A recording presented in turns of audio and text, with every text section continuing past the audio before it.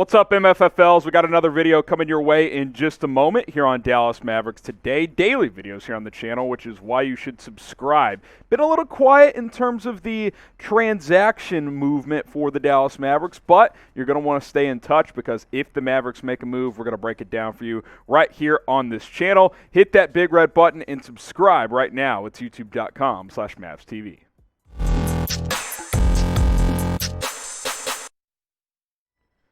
Today's episode of Dallas Mavericks Today is presented by Aura, an all-in-one digital safety provider to keep you secure and safe online. Get a 14-day free trial today at aura.com/chatsports. That is aura.com/chatsports. That link in the comments and description of this video. All right, speaking of this video, we're going to take a look at some trade targets, some guys that Dallas could try and acquire on the trade market if they don't feel like they can do so on the free agency market. We'll kick things off with the popular name that we've talked about quite a bit, Collin Sexton, who, yes, is a restricted free agent, but since he is restricted, obviously Cleveland has the control, so you could maybe approach this as a sign-and trade opportunity, send a piece or two back to the Cavaliers, which we've discussed as well.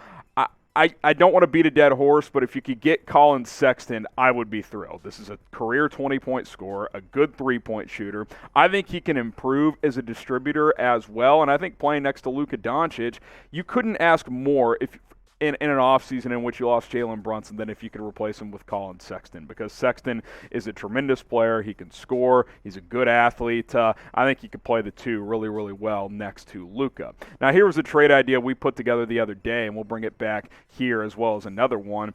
Collin Sexton to the Mavs for Davis Bertans, Josh Green, and a first-round pick. Now, that's probably a trade package if Cleveland is okay with losing Sexton. Say, okay, throw us Green in a first. We'll eat Bertans' salary to make the money work. That could be an option. Another one is Tim Hardaway Jr., who probably has more win-now value than the other pieces do, and a first as well.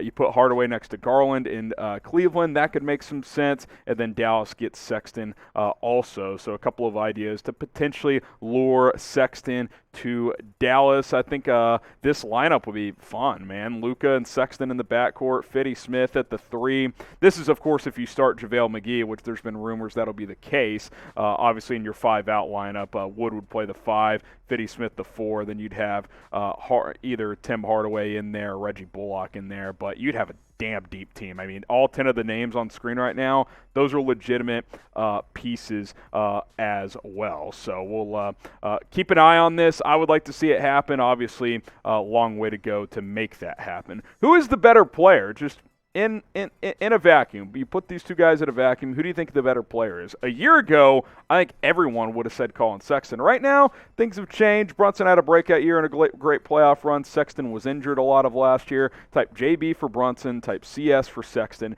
Who do you think is the better player?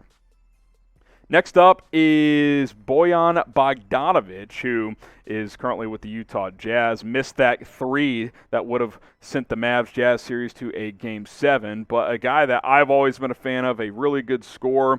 I think this is a name to monitor if the Jazz end up blowing up. Like, what if Donovan Mitchell goes to Jazz management and says, you know what, I want out too. They already traded Rudy Gobert. Apparently they want to build around Donovan Mitchell with all those picks they just got. But if they blow it up, Bogdanovic could be a guy that a lot of contending teams would like to take on. I mean, this is an 18-point scorer who can ISO, catch and shoot, really good three-point guy.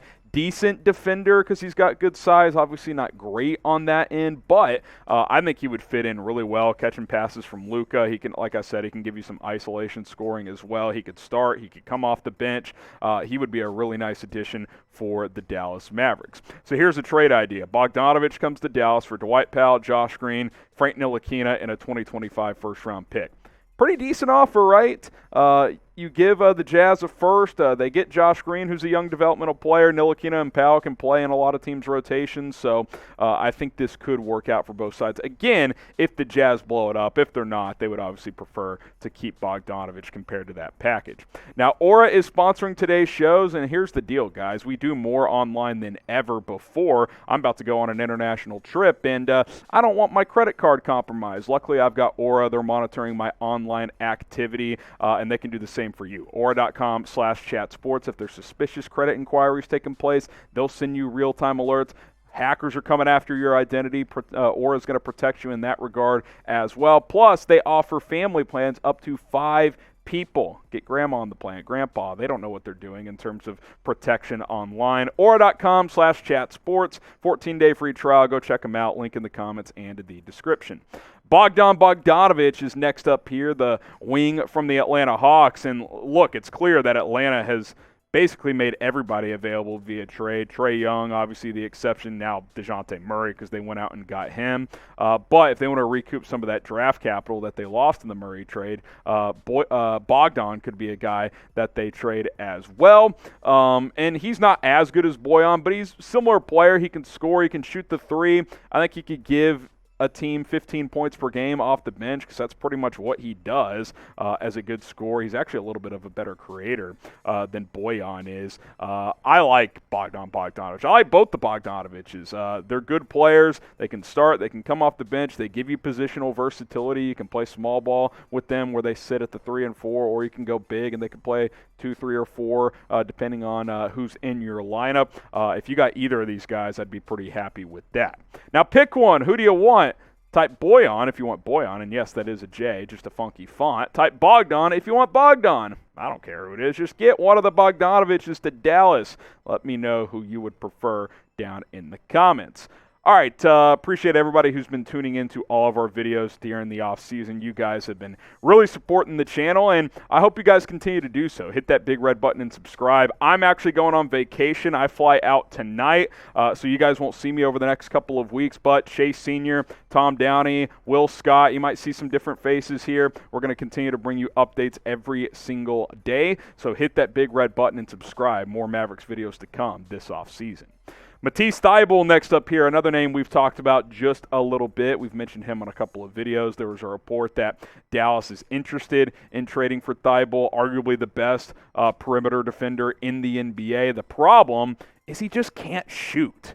Can that change? Can he become an adequate three-point shooter? 31.3% last year. Can he find 4 more percentage points? If Matisse Thybulle could shoot 35+% from 3, and maybe over time, 4, 5, 6 years down the road, he's, a high 30s guy, he would be an elite 3-and-D player in the NBA, maybe even an all-star, because he's that good of a defender, but he just can't shoot right now. He kind of reminds me of where Dorian Finney-Smith was earlier in his career, where you're like, all right, this guy's long, he can defend, but he can't shoot. Dorian now is an excellent three-point shooter, so there is hope for a guy like Matisse Thybulle that he can improve in that regard, but if he's a 30-31% guy, you get late in these games, you can't have him out there because there's just not good spacing offensively. So here's a trade idea, pretty simple. Josh Green in a second for Matisse Thybulle. I think you kind of do a swap for a couple of guys who have potential but maybe haven't reached their full potential up to this point. Obviously, Green a little more raw than Thybulle. Thybulle is next level as a defender, but Green is good on that end as well. I'd be okay with this swap. We'll see if the Sixers would be okay. Like I said, the Mavs have been linked to Thybulle. Would that be enough to get him? I don't know. It would come down to Philadelphia. All right, here's a bit of a curveball. I wanted to add Coby White into this video because, A, I think you need another ball handler in Dallas, and B, Coby White could be on the outs in Chicago because Lonzo Ball will be coming back, ideally healthy for the Bulls. They've got Ayo Dosunmu, who was good last year as a rookie point guard, and Mavs target Goran Dragic just signed with the Bulls. You would think he's going to have a role in that rotation. So where does that leave Coby White, who actually played pretty well last year? 12.5, 13 points per game. He can dish it a little bit, improved as a shooter at 38.5%. I would take Coby White as a guard that can come off the bench and play the 1 or the 2. Now, is it a clunky fit if him and Dinwiddie are on the court together? Maybe a little bit of that, but you can stagger minutes a little bit. Dinwiddie certainly in certain spots is going to be with the starters on the floor. You could stagger where Coby White comes in and runs the second-team offenses at times as well. I'm pretty intrigued by this. I think Coby White, buy a little low on him if the Bulls are looking to shop him. I think that could be a unique opportunity. All right, here you go. The 5 trade targets mentioned in today's video. Collin Sexton would be a sign-in trade, obviously. Bogdan and Bojan Bogdanovic, Matisse Thybulle, and Coby White. If you can't figure out the theme here, guys who can handle the ball or wings that can either play defense and score. So I think the front court is set for Dallas now. It's about adding another creator or another wing guy. All right, there you go. There's 5 names I'm keeping an eye on. Name a player that you think the Mavs should go out and trade for. Let me know in the comments, and we'll see you next time here on Mavericks Today.